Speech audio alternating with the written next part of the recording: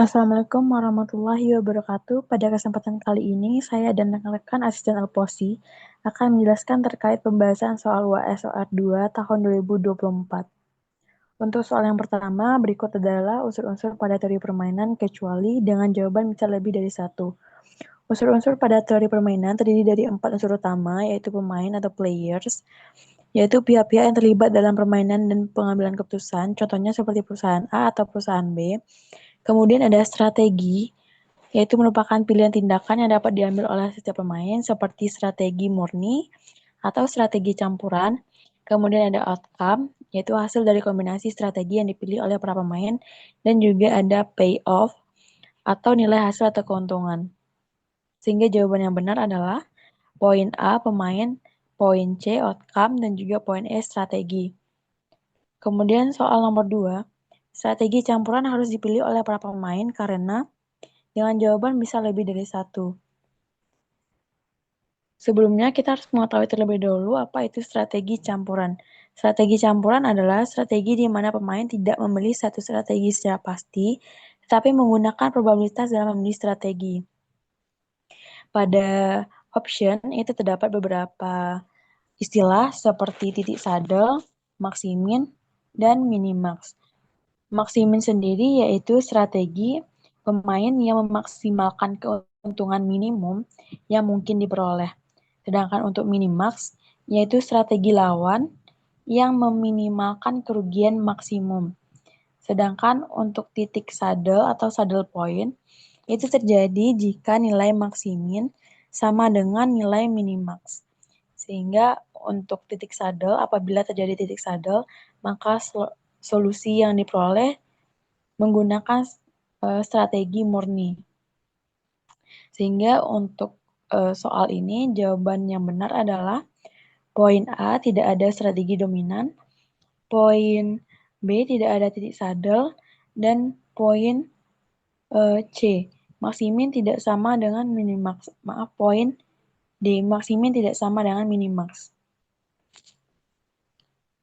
Selanjutnya soal nomor 3. Analisis rantai Markov adalah jawaban bisa lebih dari satu. Rantai Markov sendiri yaitu model probabilistik atau stokastik untuk mempelajari perpindahan keadaan atau state suatu sistem dari waktu ke waktu. Sehingga untuk option nomor A itu salah karena rantai Markov adalah model probabilistik. Kemudian rantai Markov ini memiliki karakteristik utama yaitu sifatnya memoryless, di mana probabilitas masa depan hanya dipengaruhi oleh keadaan saat ini, bukan dipengaruhi oleh seluruh riwayat masa lalu. Kemudian, menggunakan matriks transisi dan juga jumlah probabilitas transisi pada suatu baris itu sama dengan 1. Sehingga jawaban untuk option yang B itu benar, option yang D itu salah, option yang C salah, D salah, dan option E itu benar. Ya, kita lanjutkan pada soal nomor 4. Untuk pertanyaannya, komponen dalam sistem antrian adalah A. Populasi dan cara kedatangan pelanggan datang ke dalam sistem, B. Kursi, C. Sistem pelayanan, D. Manajemen, E. Kondisi pelanggan saat keluar sistem. Baiklah, untuk menjawab pertanyaan ini, kita harus mengetahui dulu untuk elemen pokok dari teori antrian sendiri. Pertama, kita harus tahu untuk struktur dasar dari antrian, ini terdiri dari 3 fase. Yang pertama ada sumber masukan atau input, ada sistem antrian, dan keluar dari antrian. Untuk sumber masukan ini terdiri dari individu, entitas, ataupun populasi yang masuk ke dalam sistem antrian sendiri. Untuk masuk ke dalam sistem antrian atau datang ke dalam sistem antrian, tentu suatu individu atau entitas itu memiliki suatu pola tertentu yang disebut dengan pola kedatangan. Untuk pola kedatangan sendiri, ini bisa bersifat secara acak ataupun mengikuti suatu distribusi tertentu. Namun pada teori antrian, biasanya ini mengikuti suatu distribusi yakni distribusi Poisson. Lalu ada pola pelayanan, ini bagaimana si pelanggan atau si individu ini dilayani dalam suatu sistem. Biasanya untuk pola pelayanan ini bisa juga bersifat secara acak, namun biasanya ini mengikuti suatu distribusi yakni distribusi eksponensial. Lalu ada kapasitas sistem, yang mana sistem dalam Antrian ini biasanya terbagi dua, ada yang terbatas, ada juga yang tak terhingga atau tak terbatas. Lalu ada jumlah channel pelayanan, ini banyaknya channel atau server yang tersedia untuk melayani pelanggan dalam sistem. Lalu ada tingkat pelayanan, ini mengukur seberapa efisien pelayanan dilakukan untuk melayani si pelanggan dalam sistem. Lalu ada disiplin pelayanan, ini disebut juga dengan disiplin antrian yang terbagi atas first come first serve atau FCFS, yang mana ini pelanggan yang datang duluan akan dilayani pertama. Lalu lawannya ada LCFS atau last come first serve, pelanggan yang datang terakhir akan dilayani duluan. Lalu ada shortest operating time atau SOT, yang mana sistem yang memiliki operasi terpendek itu akan dilayani dahulu, dan lawannya itu LOT atau longest operating time, yang mana itu sistem operasi yang terlama itu akan dilayani duluan. Dan ada service in random order atau SIRO. Nah, ini merupakan pelayanan yang terjadi secara acak dan emergency first. Ini di mana kondisi pelanggan yang memiliki kondisi kritis akan dilayani terlebih dahulu. Untuk notasi penulisannya, umumnya dituliskan seperti pada gambar berikut. Ini sama dengan elemen pokok teori antrian yang dijelaskan di atas. Ada distribusi waktu antar kedatangannya atau pola kedatangan, ada distribusi waktu pelayanan atau pola pelayanan, terus ada jumlah saluran pelayanannya atau jumlah channel pelayanan, ada disiplin antrian atau disiplin pelayanannya, ada ukuran populasi atau sumbernya, lalu ada jumlah konsumen maksimum yang diperkenankan dalam sistem. Maka dari itu dapat disimpulkan dari kelima pilihan yang ada pada soal, yang paling tepat termasuk dalam komponen dalam sistem antrian adalah populasi dan cara kedatangan pelanggan datang ke dalam sistem. Maka jawabannya adalah A. Baik, itu selanjutnya soal nomor 5, di mana soalnya itu adalah mengenai game teori. Dua perusahaan memiliki produk yang relatif sama. Selama ini saling bersaing dan berusaha untuk mendapatkan keuntungan dari pangsa pasar yang ada. Untuk keperluan tersebut, perusahaan Aing mengadakan tiga strategi dan perusahaan Batur juga menggunakan tiga macam strategi. Dan hasilnya dapat dilihat pada tabel sebagai berikut. Bagaimana strategi yang harus digunakan oleh masing-masing pemain atau perusahaan agar masing-masing mendapatkan hasil yang optimal. Baik, pertama kita salin dulu tabelnya, di mana di sini ada perusahaan Aing dan perusahaan Batur. Ada tiga ada tiga strategi, itu ada ofensif, netral, dan bertahan.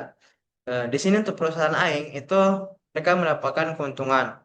Jadi misalkan di sini adalah ofensif 2. Jadi mereka mendapatkan keuntungan sebesar 2. Dan untuk perusahaan Batur itu mereka mendapatkan kerugian, di mana di sini ofensif itu 2, berarti mereka rugi 2. Maka pertama yang harus dilakukan adalah menentukan nilai maksimin dan minimax untuk perusahaan Aing dan Batur. Di sini untuk perusahaan Aing kita lihat nilai maksiminnya, mana eh, kita mencari nilai paling minimum dari baris baris strateginya. Secara ofensif di sini ada 2, 5, dan 7. Kita ambil angka 2 karena angka 2 adalah yang paling kecil. Dan nanti diambil itu angka yang paling besar. Di sini itu angka paling besar itu 2 untuk maksimin. Lalu untuk minimax itu untuk perusahaan Batur, di mana kita ngambil nilai yang paling besar. Contohnya sini ada 2, min 1, dan 6. Itu nilai paling besar 6. Dan dari 6, 5, dan 9, ini kita ambil nilai paling kecil yaitu 5. Yang kedua itu menentukan adanya saddle point, di mana setelah kita mendapatkan hasil maksimin dan minimax tadi, itu didapatkan tuh angka 2 dan 5, di mana angka 2, 2, 5, dan 5 ini itu tidak sama, sehingga tidak ada saddle point. Nah, bagaimana caranya?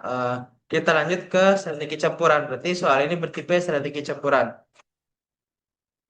Ketiga itu hilangkan strategi yang mendominasi. Di sini bisa kita lihat pada tabel itu strategi netral milik perusahaan Aing itu dinominasi oleh ofensif. Netral didominasi oleh ofensif. Di mana di sini 2 lebih besar dari 1, 5 lebih besar dari 2, dan 7 lebih besar dari 4. Sehingga netral itu kalah dari ofensif. Sedangkan untuk yang bertahan itu strategi bertahan itu dinominasi oleh ofensif. Di mana di sini angka 2 lebih kecil dari 7, angka minus 1 lebih kecil dari 4, angka 6 lebih kecil dari 9. Nah, setelah didapatkan, kita tandai lalu kita hilangkan. Dapatkanlah sebagai berikut. Nah, setelah didapatkan hasil akhir ya, kita menggunakan persamaan, di mana untuk ofensif probabilitas P dilambangkan dengan P, dan untuk bertahan kita lambangkan dengan 1 kurang P. Lalu untuk batur juga sama, ofensif kita lambangkan dengan Q, dan yang netral kita lambangkan dengan 1 kurang Q. Di sini kita masukkan persamaannya, di mana kita ambil contoh perusahaan Aing. Di sini adalah 2P tambah 6, 1 kurang P. Sama dengan 5P tambah 1 tambah kurung 1 kurang P. Nah, di sini kita lanjutkan bersamaannya. 6 dikali 1, 6 dikali min P. 1 dikali 1, 1 kali min P. Lalu diteruskan sampai hasil dapatnya 5 sama dengan 8P. Kita pindahkan, jadi dapatkan P sama dengan 5/8 untuk I. Dan untuk batur itu bisa dilihat, dapatkan nilai setengah. Lalu untuk step terakhir, itu menentukan nilai permainan. Dimana kita bebas saja menggunakan mau yang mana, mau yang kayak ini, yang ini, yang ini, ataupun yang ini. Dalam kasus ini, kita menggunakan yang 2Q tambah 5 dan kurung 1 kurang Q. Masukkan angka Q 1/2 tadi. Dapatkan hasil 3,5. Ini kalau menggunakan yang lain pun hasil akan tetap sama 3,5. Selanjutnya itu soal nomor 6. Soal ini terkait dengan Markov chain. Kasus di sini terdapat 3 perusahaan komputer, yaitu perusahaan A, B, dan C, yang menguasai pangsa pasar dengan persentase konsumen sesuai yang diketahui pada soal. Soal ini meminta kita untuk menghitung berapa banyak komputer dari tiap tipe yang akan dibeli dan berapa tahun tercapai kondisi steady state. Untuk menghitung berapa banyak konsumen yang membeli setiap tipe pada tahun seterusnya, itu bisa digunakan rumus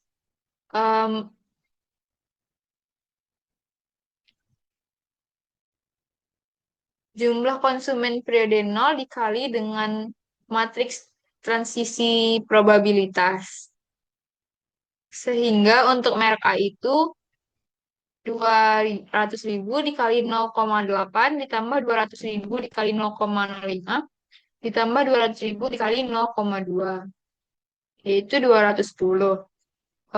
Begitu selanjutnya untuk merek B dan merek C.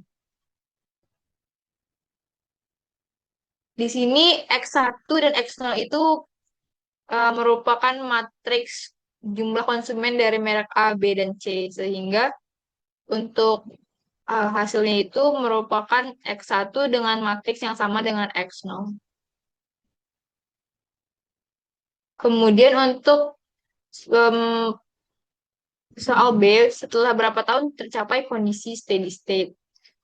Untuk memecahkan soal ini, itu ada 2 tahapan. Yang pertama, kita mencari matriks probabilitas ketika kondisi itu sudah steady. Kemudian, dengan kita tahu matriks steady, kita bisa mencari berapa tahun untuk mencapai matriks tersebut. Untuk mencari atau menghitung matriks ketika sudah steady, itu bisa menggunakan persamaan Pi sama dengan Pi kali P. Dan Pi A ditambah Pi B ditambah Pi C sama dengan 1. Kemudian ini tinggal disubstitusi aja dengan persamaan-persamaan yang udah ada, sehingga nanti diperoleh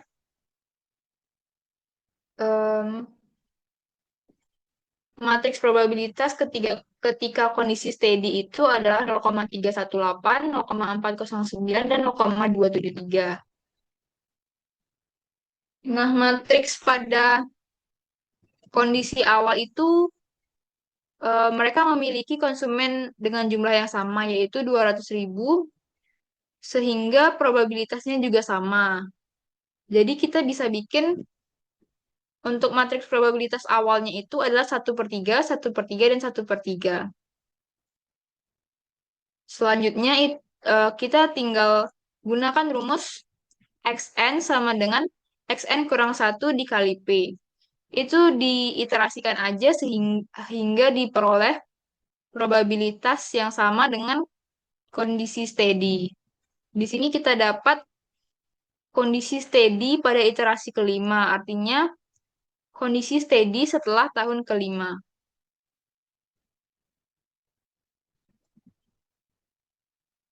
Baiklah, kita lanjutkan pada soal nomor 7 dengan soal sebuah bank memiliki 3 teller atau server untuk melayani nasabah. Rata-rata kedatangan nasabah adalah 15 orang per jam dan rata-rata waktu pelayanan setiap teller adalah 10 menit per nasabah.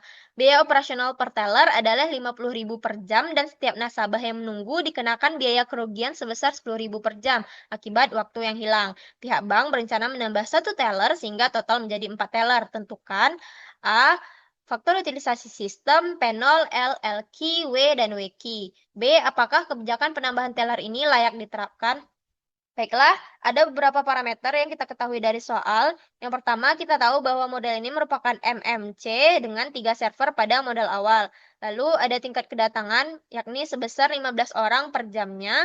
Lalu kita tahu bahwa untuk rata-rata waktu pelayanan setiap teller adalah 10 menit per nasabahnya. Sehingga dalam waktu 60 menit untuk setiap teller dapat melayani 6 orang per jamnya. Sehingga dapat untuk tingkat pelayanan atau MIU-nya sebesar 6 orang per jam. Lalu kita tahu untuk biaya operasional atau biaya servernya itu sebesar 50.000 per jam untuk masing-masing teller dan juga ada biaya menunggu atau biaya kerugian pada nasabah akibat waktu yang hilang sebesar 10.000 per jamnya. Lalu untuk pertanyaan A, kita harus mencari beberapa parameter untuk teori antrian. Pertama, kita harus mencari faktor utilisasi sistem dengan rumus sebagai berikut. Kita melakukan pembagian pada lambda dibagi C dikali dengan mu. Untuk lambda sendiri ini merupakan 15 orang per jam dan C ada 3 server. Untuk mu ada 6 orang per jamnya. Sehingga kita dapat dari hasil kalkulasi untuk faktor utilisasi sebesar 0,833 atau 83%. Lalu kita disuruh mencari probabilitas terdapat 0 nasabah dalam sistem. Kita tahu bahwa pada sistem ini terdapat lebih dari satu server atau biasa disebut dengan multiple channel. Sehingga kita menggunakan rumus berikut. Baiklah, untuk rumusnya itu 1 per sigma M sama dengan 0 hingga M kurang 1. M di sini dilambangkan itu sebagai jumlah server atau biasa kita lambangkan dengan C. Jadi ketika tellernya atau servernya ini berjumlah 3, berarti N sama dengan 0 hingga 3 dikurang 1. 1 per N faktorial dikali lambda per mu pangkat N dan seterusnya. Lalu didapatkanlah hasil kalkulasi untuk P0 ini sebesar 0,0449. Lalu kita disuruh mencari beberapa parameter lagi seperti L dan LQ. L merupakan jumlah nasabah rata-rata dalam sistem. Kita melakukan kalkulasi untuk L ini menggunakan beberapa parameter di awal yang sudah diketahui dan dikalikan dengan P0 yang sudah kita cari sebelumnya. Sehingga dapatlah L ini sebesar 6,01 orang per jamnya. Lalu ada LQ yakni jumlah nasabah rata-rata yang menunggu dalam antrian. Untuk LQ sendiri, kita cukup mengurangkan L dikurang lambda dibagi mu, sehingga dapatlah LQ-nya ini 3,51 orang per jamnya. Apa beda L dan LQ? Untuk L sendiri merupakan keseluruhan nasabah yang ada dalam sistem, baik yang sedang menunggu dalam antrian maupun yang sedang dilayani. Sedangkan untuk LQ sendiri merupakan jumlah nasabah yang menunggu untuk dilayani. Lalu ada parameter W dan WQ. Untuk W sendiri merupakan waktu rata-rata yang dihabiskan dalam sistem. Itu kita cukup membagi L dibagi lambda sehingga dapatlah W sama dengan 24 menit dan juga WQ. Kita mempunyai dua rumus alternatif, bisa menggunakan rumus pertama yang ini maupun yang kedua. Di sini saya menggunakan rumus yang pertama, maka dapatlah untuk WQ sebesar 14 menit. Baik, untuk pertanyaan B, apakah kebijakan penambahan teller ini layak diterapkan? Di sini pihak bank berencana ingin menambah satu teller sehingga totalnya menjadi 4 teller. Maka dari itu kita harus menghitung biaya yang dikeluarkan untuk masing-masing kondisi, baik pada kondisi awal maupun kondisi ketika ditambah satu teller. Pertama, kita di soal sudah mengetahui ada dua biaya yang muncul, yakni biaya operasional untuk per tellernya dan juga ada biaya kerugian untuk antrian pada nasabahnya. Lalu di sini kita bisa langsung menghitung untuk biaya tellernya. Kita tahu untuk kondisi pertama itu ada 3 teller, sehingga 3 teller dikali 50.000 per jamnya itu kita mengeluarkan biaya per jam sebesar 150.000 per jam. Sedangkan biaya kerugian atau antriannya itu kita bisa menggunakan LQ dikali 10.000. Kenapa kita menggunakan LQ? Karena LQ merupakan jumlah nasabah rata-rata yang menunggu dalam antrian dan ini satuannya merupakan orang per jam. sesuai dengan yang diketahui di soal untuk setiap nasabah per jam 10.000. Pada dari itu, kita langsung saja mengkalikan 3,51 orang per jam dikali 10.000 sehingga dapat untuk biaya kerugian sebesar 35.100 per jam. Sehingga untuk total biaya yang dikeluarkan untuk kondisi awal itu sebesar 185.100 per jamnya. Lalu kita hitung untuk kondisi kedua ketika ditambah 1 teller. Pertama, kita ingin mengetahui untuk faktor utilisasi pada kondisi 2 ini. Tampak untuk faktor utilisasi ini jauh menurun daripada di sistem 1, yang mana di sistem 1 itu memiliki faktor utilisasi lebih dari 80%, sedangkan di sini hanya sebesar 62,5%.